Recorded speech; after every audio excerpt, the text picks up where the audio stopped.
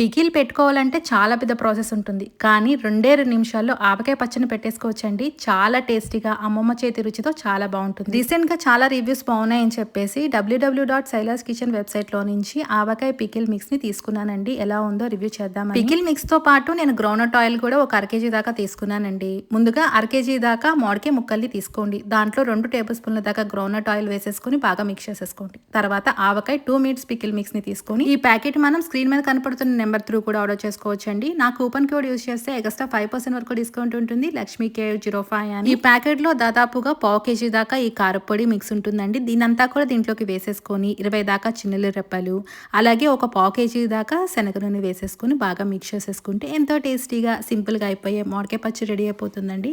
వాసన అయితే గుమాయిస్తుందండి. దీన్ని మనం వేడి వేడి అన్నంలో సర్వ్ చేసుకుంటే చాలా చాలా రుచిగా ఉంటుంది. ఇంకెందుకు ఆలస్యం, మీరు కూడా సింపుల్ రెసిపీని చూసి ఎలా వచ్చిందో కామెంట్ చేయండి. Thank you for watching.